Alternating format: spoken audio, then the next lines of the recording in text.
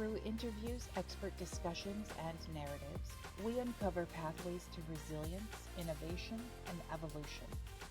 Welcome to All Things Change. Aloha, everyone. Welcome today. It's book club day. Woohoo! Okay, so in case you don't remember us, or at least me, because I've been kind of disappeared from some podcasts because we've been doing other stuff. Yeah. I am Jenny, And I'm and Olani. okay, awesome. And I'm Olani. this is All Things Change podcast book club edition. So today, we are going to be diving into Indigenous Economics. It's called Indigenous Economics, Sustaining Peoples and Their Lands by Ronald Trosper.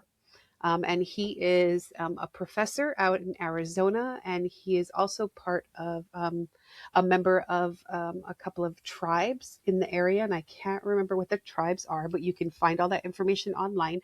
Really interesting dude when you kind of research a little bit of information about him and his work experience, which lends to the perspective that he has on Indigenous culture and how economies are different and the why. And this book kind of gets into the why.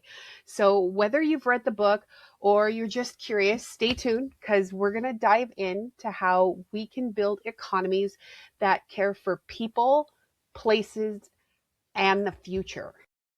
So overall impression, Olani, of the book, what did you? I love the book. I mean, I think this book was selected to deepen our knowledge about just what other Native people are thinking about in terms of economy. And, a lot of times when we think about economy, we're thinking about sort of the Western capitalistic economy, but there are all different types of economies. And before capitalism came along, we actually had an economy, but it ran differently.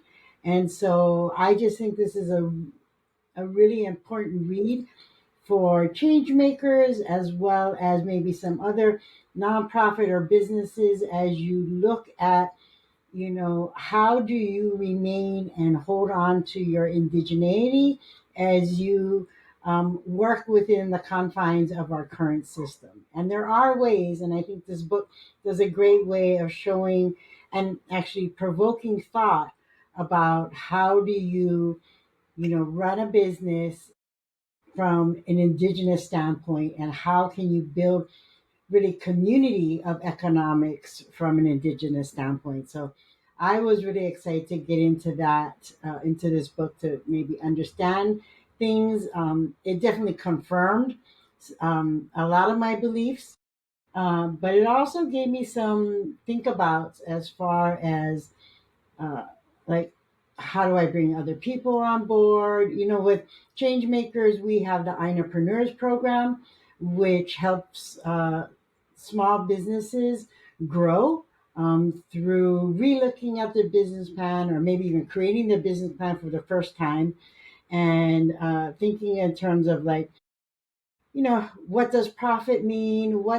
How do we stay good stewards while we are, trying to support our families and communities? And so it was a great read in the end. And it really gave me, again, it confirmed beliefs of mine, but it also gave me some food for thought as I think about integrating Indigenous principles into a business, whether it's nonprofit or for profit. Mhm. What do you think, Jen? I liked the book. I really liked the content, and I liked kind of where his mindset was in terms of um, just really explaining the differences, really, and the differences in some of the challenges between a Western ideology or idea or thought of an economy and what economics looks like versus what Indigenous cultures and even Native Hawaiians kind of view as that. And that was really interesting. I do have to admit, when I first started reading this, I was like, maybe in the middle of the first chapter, I kind of went, my gosh, when is the test on this thing? I felt like I was in I felt like I was in a class. Like I could I could hear the instructor kind of talking, Yeah, yeah, I could hear him talking and explaining. Um, but then after a while, and, and I personally kind of had to change my mindset of like, okay, you know what, really focus on the material being presented. And I think some of the places where where I started to kind of check out a little bit was, again, like what you mentioned, things that we already know, especially as Native Hawaiians and especially growing up in Hawaii, um, you know, where we are, place, and at times isolation from the rest of the world, in a sense that some of the things were already intuitive. And so part of my brain was like, um, yeah, yeah, duh, yeah, and so I just had to kind of bring it back of like, wait, not everybody has one, that experience, or two, that frame of reference, right, and the rest of the world, which is very, very big place, yeah, operates in a very different way. yeah, Yeah, and yeah, so I really liked it. I liked a lot of the themes that he brought up, and then I also liked that there was um like actionable steps, yeah, because like a couple of books that we've read just kind of says, okay, this is the problem. And then I'm kind of the type of person, and I know you are too, that like, okay, you've outlined, you've given me a sense of like what the landscape looks like, right? right, And you've kind of addressed the challenges or the hurdles that kind of need to be overcome. And then now I need to know, how do I do it? You know? yeah, And yeah, so, so this book kind of hit the mark in terms of being, oh, okay, this is kind of how we can do this. yeah, Um, and the more I thought about it, the more I thought, wait. Like after a couple of days after I finished reading it, I'm like, holy crap, this is what Changemakers is already doing.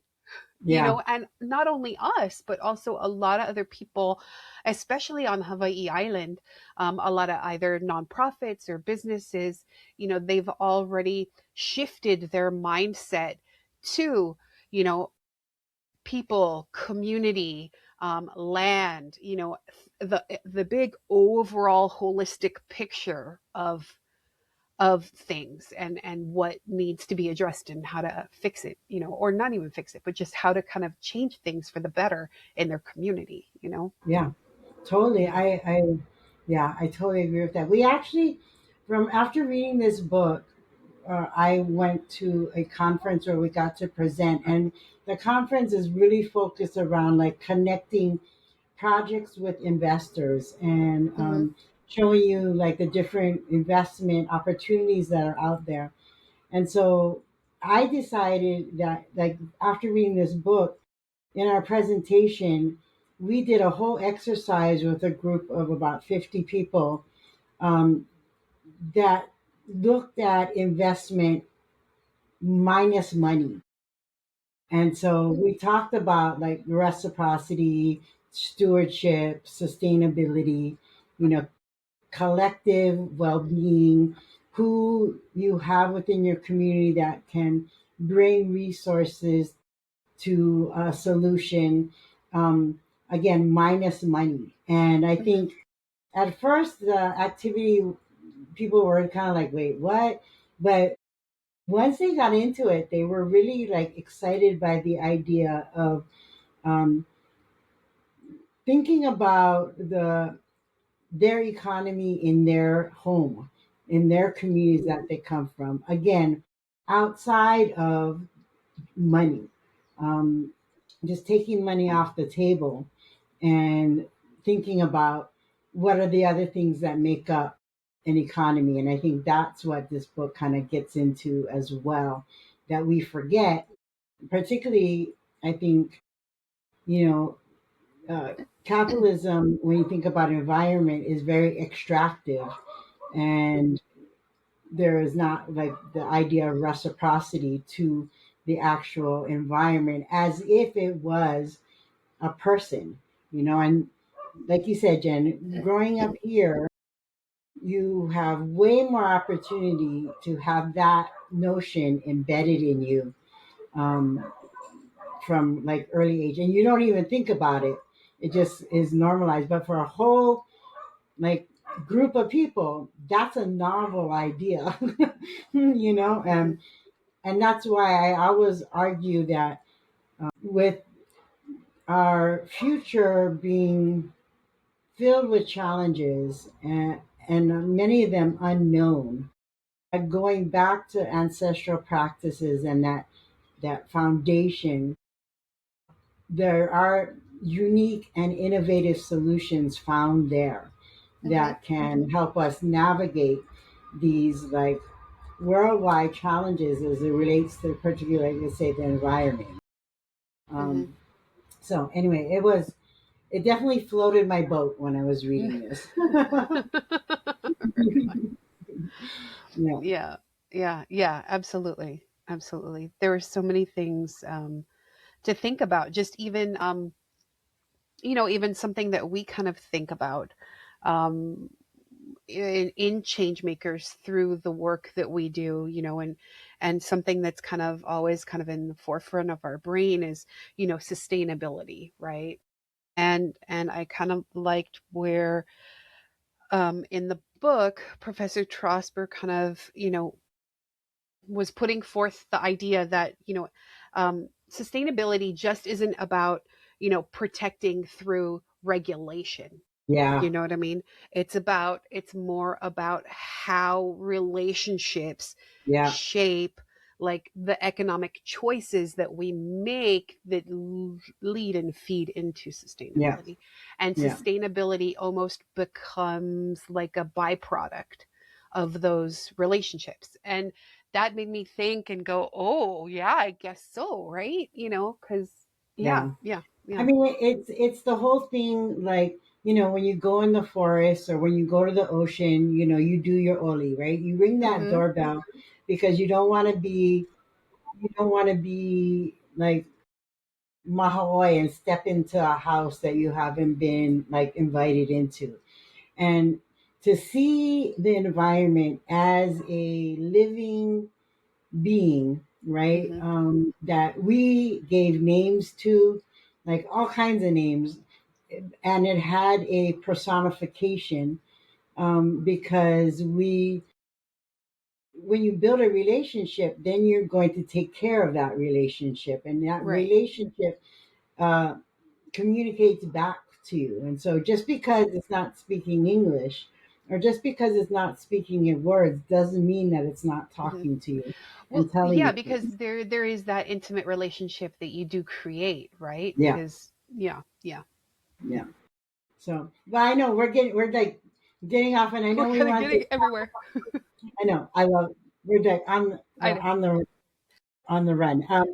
But we were going to talk about some Oh yeah, let's definitions. let's jump into some definitions for people who aren't necessarily familiar, or whatever, and something that kind of helped me in a oh Yeah, sorry, I keep hitting my microphone. Something that helped me in dealing, with indigenous economics. Number one, title of the book, Indigenous Economics.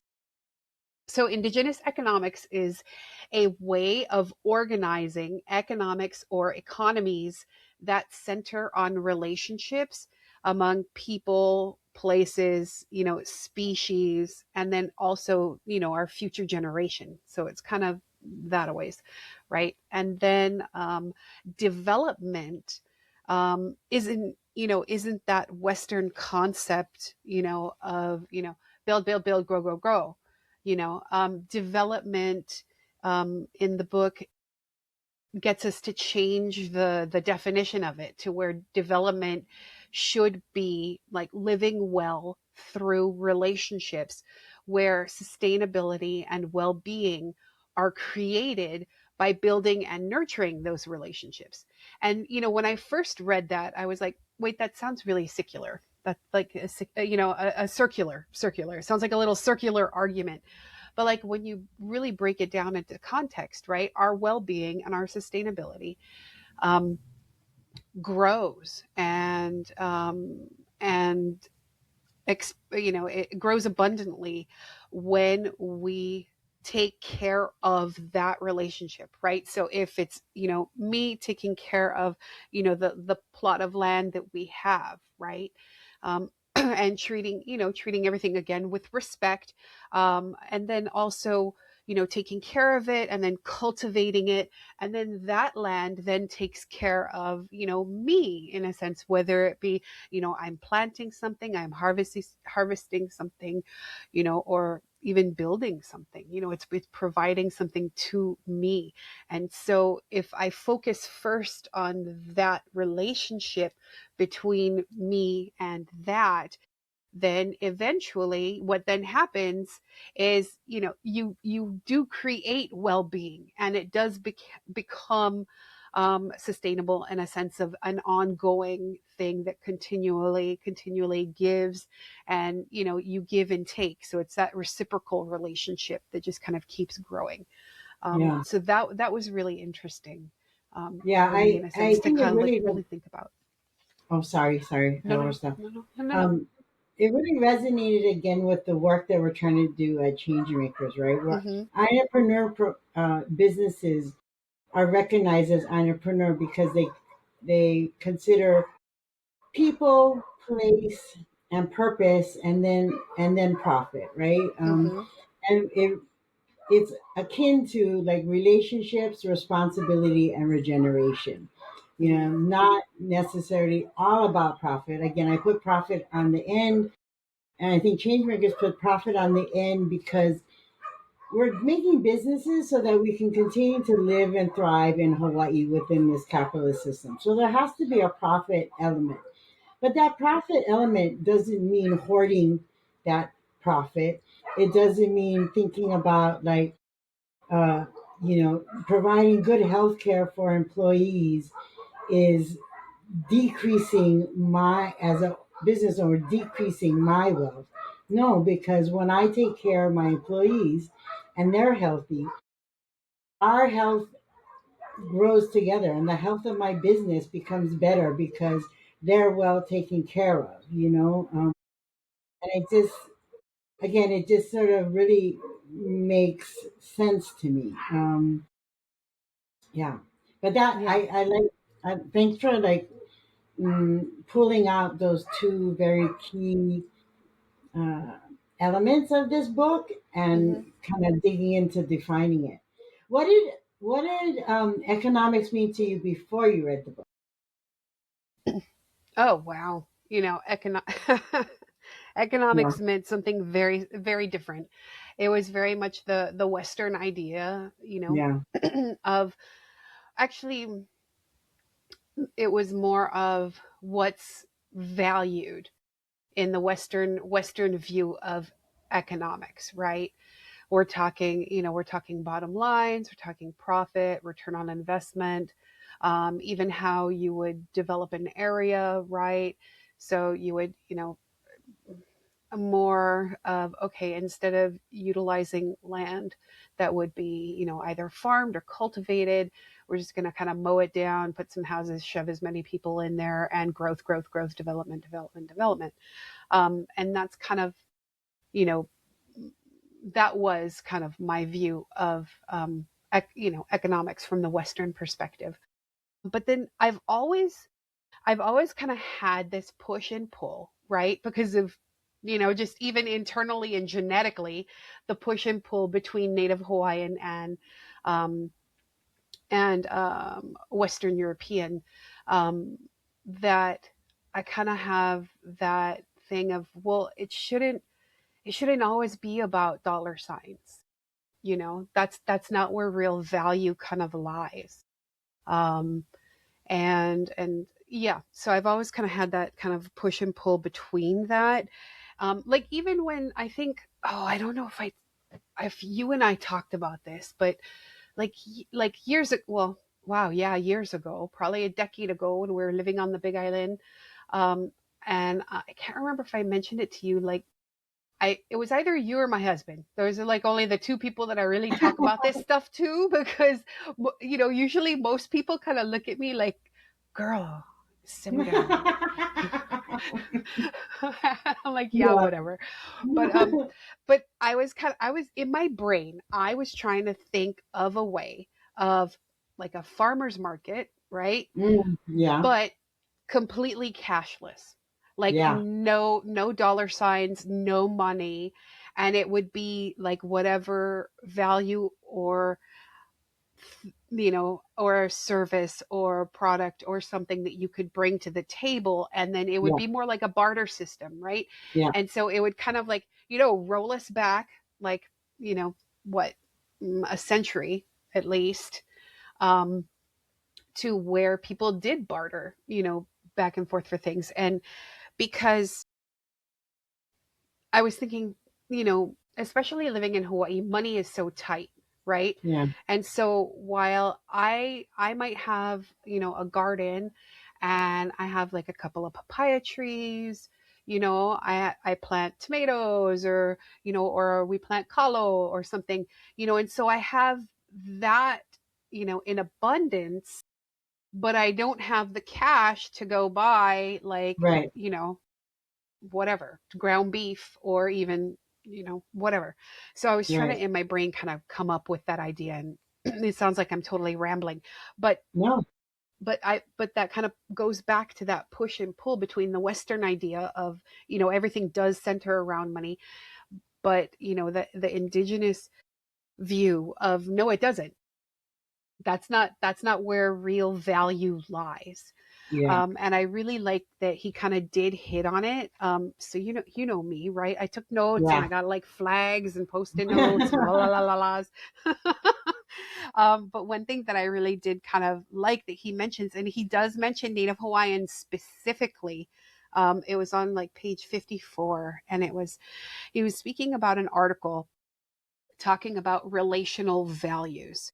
And so those were kind of, what's signified as valuable within those relationships, right?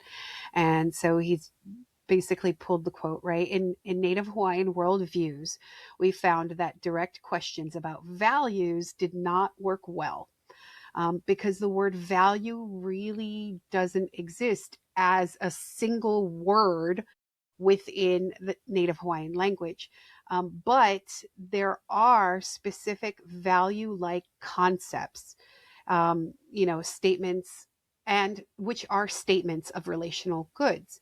Like aloha expresses, the sharing of mana face to face, right? And then also creating love and affection. Malama means to take care. Pono is, expressing righteousness and the forthrightness of a connection. And so that's kind of what, in my mind, I'm like, yes, those are the things that we value, and it's not always, a dollar sign.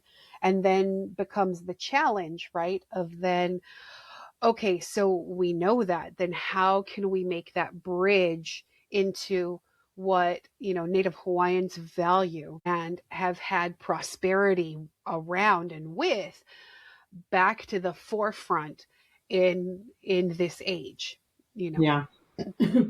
Yeah. I like your idea of the market.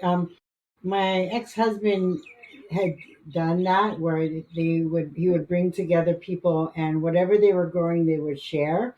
Hmm. And so you would bring, like, if you knew 10 people were coming, you would divide up, let's say, your tomatoes into 10 packages, and everybody would bring 10, and you just swap. And recently I saw on social media there's a young Hawaiian woman who's doing these Angpua trading centers, and she's Mm. like, they're getting them Oh, going that's on every cool. item, which I think is amazing. And it's the same Brilliant. principle. It's Yep. the same principle. Like, so some people bring raw like tomatoes, and then some people like process it into like a sauce or something. I'm using that as an example. Right. Just an Um, example. but in my in Kelly's one, my ex husband, what they got to a point, they were doing it so often, they got to a point that they started to share recipes, because some of the Right stuff you on. get, you're like, I never cooked with this How do I before, even do this? Yeah. right? And so they would like suggest recipes or how to use the ingredient in other recipes that was like really amazing. And we would get like different kinds of food, which then opens you up to different flavors and tastes and experiences. And it was community, right? And like this effort. And so I love the idea of doing that and doing more and more of that. That's why I love this young Hawaiian woman's work around these Aupua trading centers, um, which is an economy. And Yes. it was interesting because this is some it was interesting feedback. So I was sharing this with uh, an elected official, and you, the concern that was brought up to me was that because that's happening, reduces tax revenue.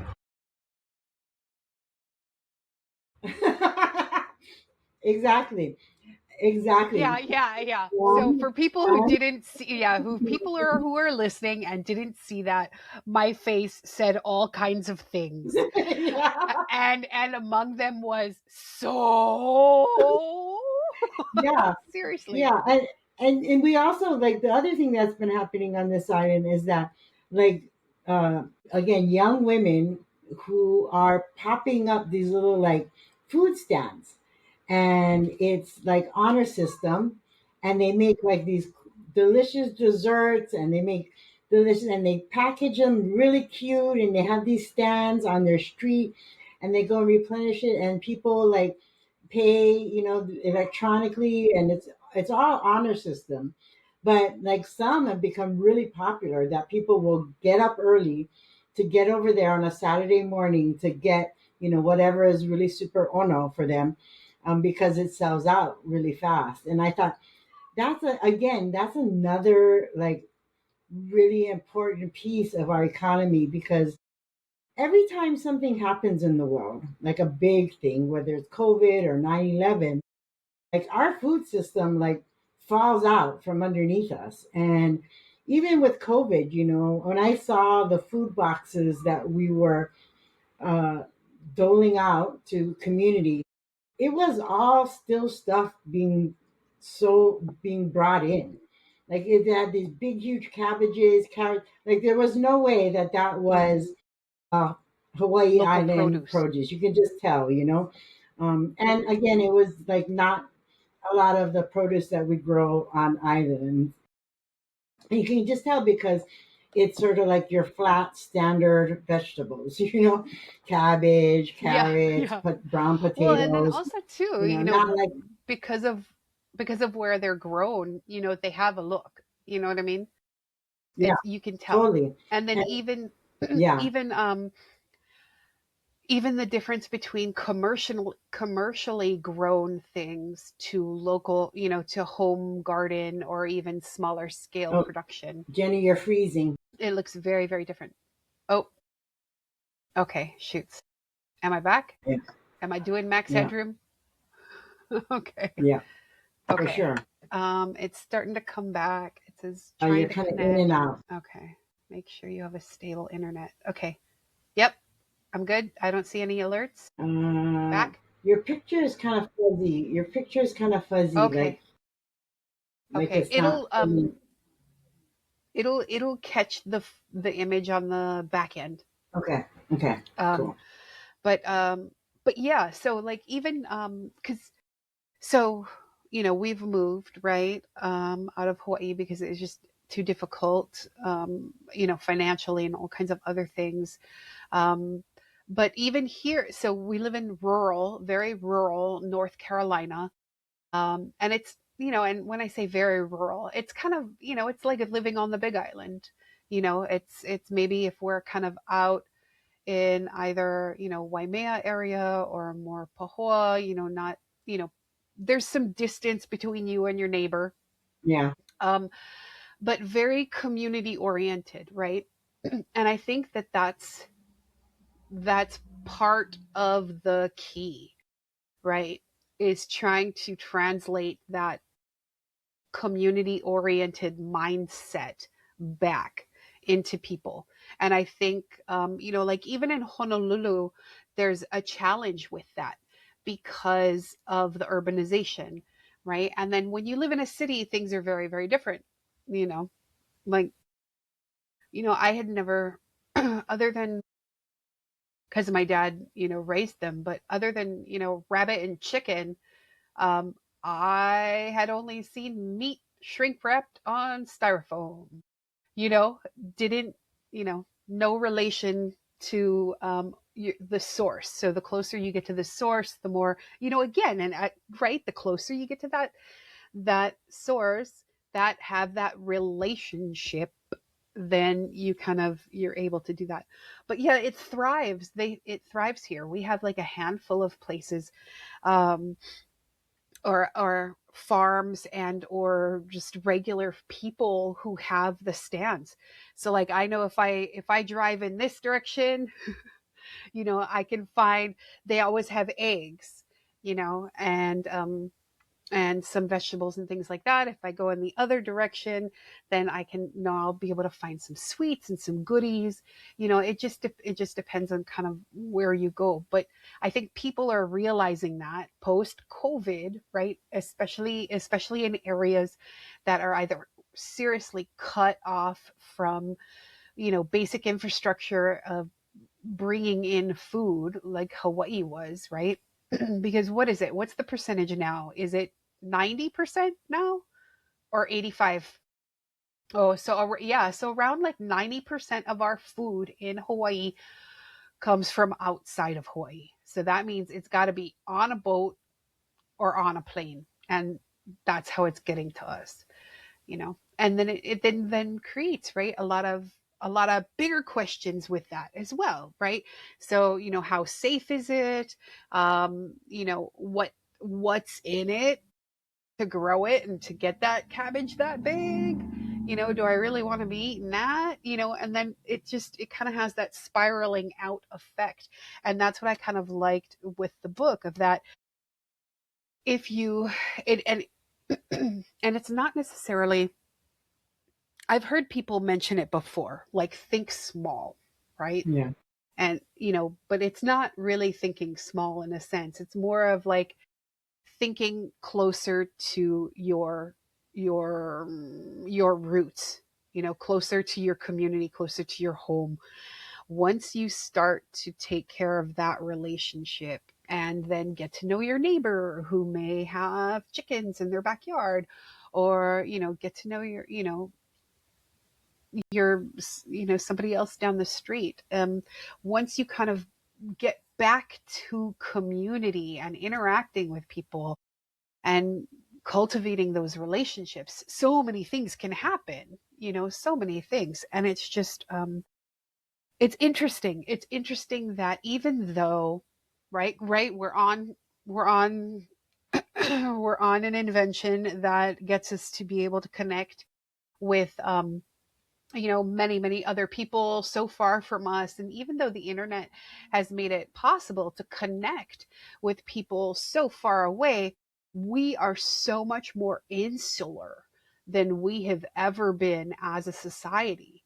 And I think that translates then into values and what you as a person then deem, you know uh, worthy, or that wealth, that sense of wealth, you know and so when you don't have a relationship with another person, or you're so disconnected from things, you then place value and worth on other stuff, Yeah. on more material items. Yeah. You begin to think more materially than community, and it's, yeah, no. Yeah. No, I,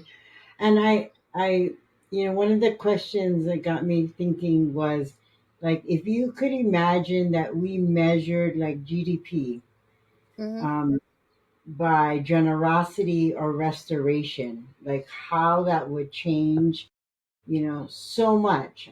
Just the other day, I was on a conversation talking about like philanthropy and, the changing landscape around philanthropy with uh, the instability of the federal government as far as grants and contracts and all of that stuff, how the philanthropic landscape is changing, because philanthropic organizations by law are supposed to disperse like at minimum 5% of their holdings into community, and most of them just do the 5%. There has been like some indication of them increasing to 10%. But when I was thinking about that idea of changing the measure of GDP around generosity, like there would be the idea of like hoarding all of that and just giving out 5% then changes, because the health of an economy is not measured by how much small group of people hold and what's happening to everybody else around that, but how much is given away by everyone, and not Hmm. given away, but given Given, given because the other thing shared. is, yeah, share, because um, one of my good friends taught me this a long time ago, is that uh, like when you give something, or you lose something, particularly when you're giving something and that puts you in a deficit,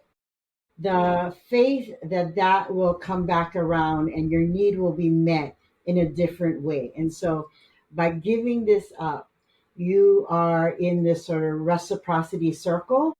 And it, like, let's say I was giving money, somebody needed money, right? And maybe I only had $100 to the next paycheck, and they needed like $50 to get food for their family. Now that puts me down to 50, right? Hmm. So I would have in the past like held on that for like self-preservation and survival and not given the 50. Maybe I would have given 5 or something. But then in learning that if I give up like 75 to $50 for their need to be met in some other way, that blessing Hmm. or that giving is going to come back to me. And my experience has been that it doesn't, like, there's not an equal to equal. Hmm. Most of the time, it comes back way more than what you had given, Hmm. because you gave with that heart, right? And you gave it, yeah, you gave with that With that heart. intention, Yeah, with that intention of that, you're just going to help you. right. So There's we move nothing. from, There's nothing in it for me. right. Yeah. If we move from that, like, personal to community economic, from personal economics to community economics, to then, or sorry, personal financial to community economics, to then like a broader worldwide when we're looking at GDP, like that would really change like so much Hmm. if we measured, and maybe continue to keep the other measures but include generosity and restoration in that, to manage or to determine the GDP of countries. I just really like that idea. And yeah, like, Yeah. how do you measure that in a business, right? Starting my own business, if I want to, one of my key indicators of success is generosity, then I need to define what that generosity looks like, right? Because I could be generous with employees, I can be generous with clients, I can be generous within my community, I can be generous with other professionals who do are businesses that are doing like stuff that I am, so not in Hmm. competition but generous with them. Which means maybe I don't go for contracts and I give it to somebody else, or whatever. Then how do I measure that within, and to determine success? So really, again, this book really got me thinking about, like, because I started a new business, like how do I embed these ideas into the business? Yeah. And Yeah. And that that's really, difficult, mm, right? yeah. Well, I mean, but there are people out there doing that. There's a way to do it. You just Yeah, gotta really, yeah. You just you have know. to define it, and then identify where you would be like looking for that information and then track it. And then that measure might change over time. Like maybe, maybe that wasn't a good place to find that information. Maybe I need to look at like something else. Like, for example, a big corporation may think that generosity is putting together, taking my capital gains and putting it into foundation funding, and I'm going to give that out. That can be a form of generosity. Yeah, but in that instance, it's generosity based on what I think your priorities should be. you Right. know, Yeah, there's strings it's attached to then it. defining Yeah, the hoops you yeah, have to kind of go through right. rather Which is than not just necessarily generosity. no. No, it's not. It's not because true generosity is just like here. Giving. Yeah, Yeah, just you give. yeah. Absolutely. The other piece I really liked was the idea about collective well-being. Again, Mm-hmm. thinking about like how if we were to get together a bunch of businesses and bunch of community members together, and we were to have a discussion about collective well-being and what that looks like and how does that translate into economy, like what would be the things we would be doing. And one of the things I think is like healthcare for employees, you know um it what is it, paid uh Paid leave, leave. yeah, for having children. um Also, like affordable housing, Mhm. I think is helps with collective well. Realistically priced housing. Yeah, yeah, yeah. Yeah, because yeah, that's one of my peeve words. Just because it's been so abused Right, by lawmakers right, exactly. and developers. Yeah, You know, yeah. Because some it's of the just things they say, like, "Oh, this is affordable housing," I'm like, for who? For who is yeah, that affordable housing? yeah, exactly, affordable for who. Yeah, And then there's so when we during one of our financial resets, my husband and I um moved into, it was called affordable housing, right?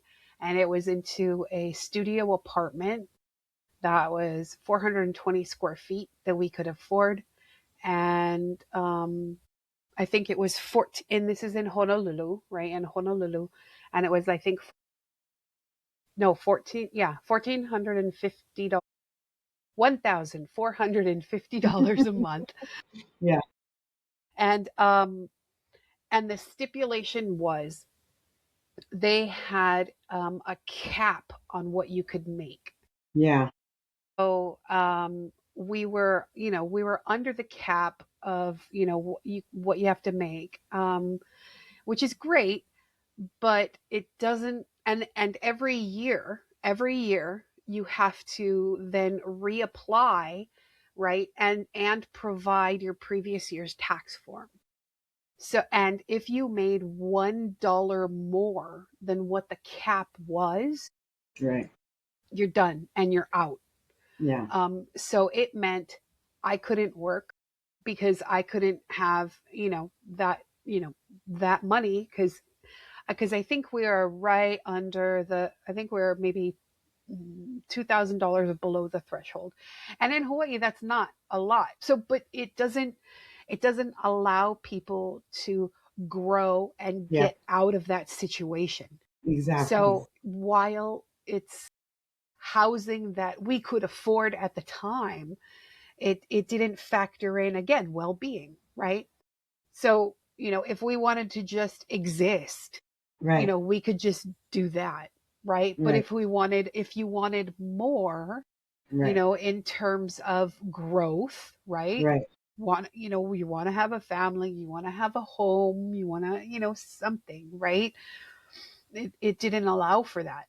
Yeah, And I think that has been the hugest mistake, and or whether it was an on purpose thing or not, I don't know, part of me kind of thinks it is. um, that you pigeonhole people in a specific socioeconomic, you know, spot to where they can't move up, they can only move down. Yeah, you And to did. me, that has nothing to do with well being and how a human, Yeah, and the yeah, other thing is you disincentivize like growth, and like you were saying, like any dollar more, then you're out. Like, how do I yeah, then save money to get out of this mm, situation? Like exactly. I've known people who are in affordable housing, but like you said, you're basically six people living in a closet, and you have to stay within this uh, financial category. So there's no way that you can save money to get to a living situation that is more conducive for Healthy. six people in your family. Like it's just, yeah, it makes no sense to me. The other thing I don't like, that I think goes against sort of, again, collective well-being, because again, we're talking about collective, we're not just talking about the human beings, right? We're also talking Right. We're about talking the environment, right? Yeah, everything. Yeah. Both human and non human yeah, living.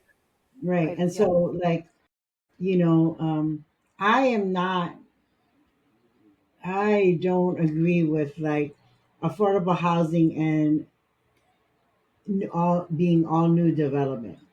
Like, I'm kind of on this kick and sort of like moving down this road around purchasing homes and then keeping them affordable and developing a program in which people are actually uh, encouraged strongly to up their financial game and to be able to save money. And there are mechanisms set in to save money so that you don't have to stay in an actual house that is in an actual community that is actually close to your job. And so if your car breaks down, you can catch a ride from a coworker, or all the other things that go into uh, what stresses you out. you Yeah. know Yeah. a broken car and not having the money to pay for a broken car. But yeah, So yeah, again, like bringing you back into that community, yeah, right? Into that yeah, community. And for the longest time, I think there's been such a focus on turning towns into big cities. yeah, You know, like yeah, and we I even see it where where we grew up on the windward side of Oahu. It's they've built it up so much, but I think and see that as true development, yet um, people's lives as a whole and the land as a whole have not been made better. If anything, it's degraded it. yeah. Yeah, yeah.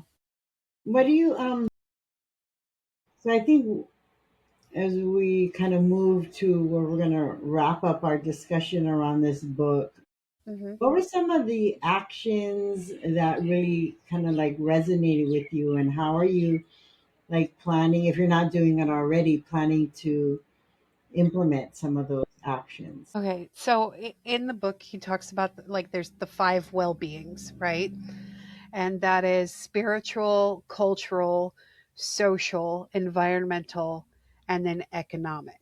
But emphasizing the relational aspects that we have with all five then creates this well-being.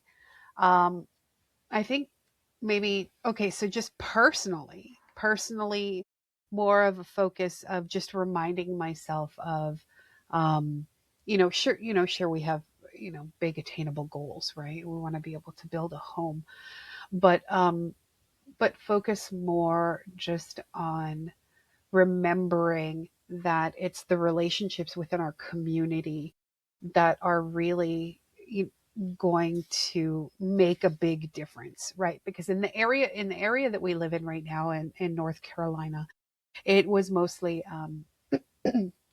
a farming community. So we're seeing kind of like what's happened to Hawaii, right? Where you have developers come in, they buy like a 300 or 200 acre Mhm. farm, and they then, either put big box stores on it, or they're building affordable housing Right. where they're all, two, 1, 2, 3 bedroom apartments or duplexes that are all crammed together, right? And so in terms of that, personally, it's just reminding me to just prioritize, right? Prioritize caring for people and place, Yeah. right? And then valuing and thinking about that long term aspect of, in order to create a resilient and flourishing economy around us, it's going to require effort on our part, or my part, in being, a good steward of what we have, right? Yeah. And then building the relationship, like with our neighbors, and then with even elected officials, and things like that. I think that's the main thing. In terms of work, there were a couple of things that were kind of interesting. Like I kind of like the section where he was talking, where Professor Trosper was talking about relational entrepreneurship, right? Yeah. And it was kind of like it was more of being a and with that, the chapter before that spoke about leadership, right? Right. Um, in the book, it mentioned about Maori businesses, Mhm. right? And then I in my brain, I also even translated that to Native Hawaiian businesses, right? Right. Because we are kind of already doing that on Hawaii Island and a few other places, but where a business manager works to improve, um, number one, the the mana of the business, right?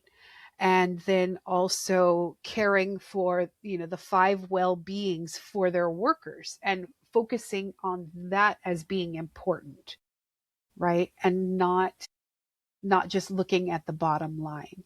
Um, and then in the book, they also kind of mention, about tourism businesses and things like that, and other places where they have created a reciprocal relationship.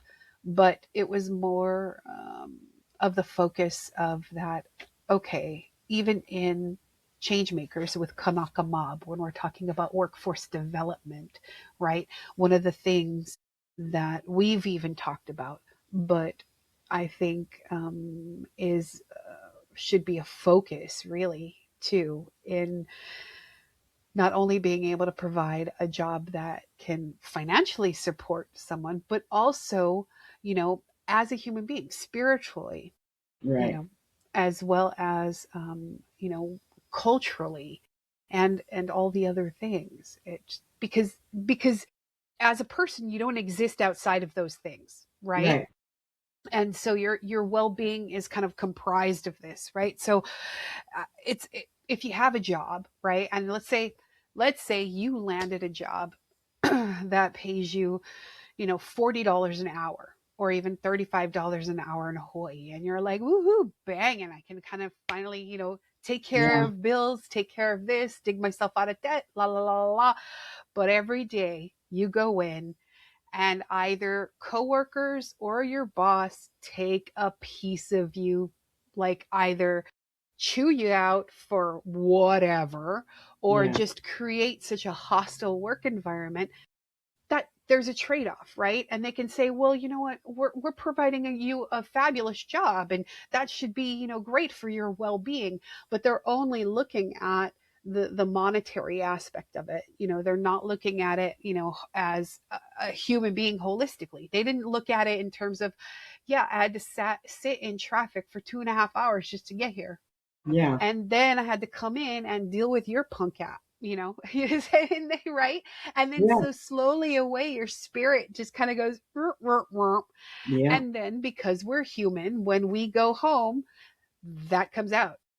And Yeah. then that creates a very, unbalanced home.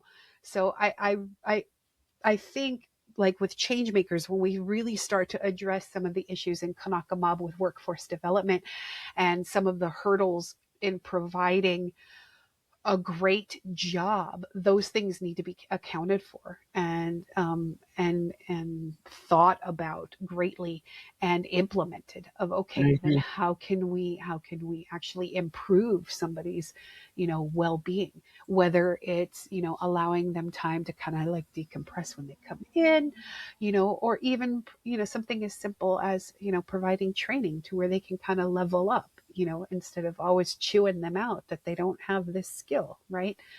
It's finding that balance and looking at everything holistically, I think Yeah, is, yeah. yeah, yeah. I agree. This Christmas, I made a commitment that I was only gonna buy local. Mm. So I got to, I mean, it was great. I got to hit up a lot of like craft fairs, Christmas craft fairs, go to smaller stores. I found this fabulous Pikake lotion that smells like the closest I've ever smelled of Pikake in a lotion. Wow. Yeah, I mean, I found some really great products for me, my family, and I thought, you know what, I'm going to do this all the time. I think I'm just going to uh, participate in the economy that is run by native owned businesses and even local businesses. And you'd be surprised. I mean, like I go to the craft fairs, and I don't know if it's because it's Hilo or what, but like there are a lot of native Hawaiian owned businesses that are creating I mean, there's one craft fair, I Yes. would say like 80% of the products being sold there were from native Hawaiians who started like there was this one young woman who had this whole facial cleansing line Wow. based that was that's base was kukui nut oil, and she Oh, would use different indigenous very oil, cool. and she processed the oil and made these products. And I just was like, Wow. oh my God, never mind Korean face, let's go with um and so I just like there was like the gamut of things where before, you see like Hawaiian bracelets, maybe see Hawaiian clothing, but now you can get like all like jewelry and perfumes and facial cleansers and food and stickers, and I mean it's just like all over the place, and I thought, "Ah, that's so exciting." It And is. so I would rather give something, that's from here than through Amazon. And so that was the commitment. I had a small shift that I make, and I think I'm definitely gonna continue that. I mean, we see that at Mary Monarch, right? I mean, Mary Monarch is like Christmas in Hilo, Yeah. with just the amount of vendors that plan all year long for Mary Monarch because it is such a boom in the economy. That is that is a native economy as well. That's Hmm. definitely when you go there, it's all connected into culture and run by and owned by native people who are doing, amazing things. So Yeah. Yeah. And one thing that I am noticing, or even the last time I was there, um, I didn't go to a farmer's market, but what I am noticing of like the businesses that are popping up, it's and in terms of like products and things like that and all the different offerings, it's it's more to me, to me it feels more authentic and more genuine. It's like someone like, I really love doing this, yeah, or I did this because, or starting a lotion or something. I did this because my baby had a rash and was allergic to everything right, else, so I started this, and hey, this really works, and yeah, things like that. It's just, things that kind of come from the heart, and it's not like, you know, a marketplace of, oh, here's some random stuff yeah, just because. And that's kind of what I've felt like a lot of the big box stores kind of have become, um, especially Amazon, and even more so Timu, Lord Almighty. But it's just seeing it, and it almost, and I was thinking about this the other night. It almost feels like, especially Hawaii Island, because that's where I mostly see it happening in terms of trends, of like a resurgence, and a resurgence of culture, but with a modern twist. Yeah. And it's similar to, it kind of reminds me of like the 70s, right, when we are growing up, of where there was that resurgence of culture and language and hula and music and every all the things, right?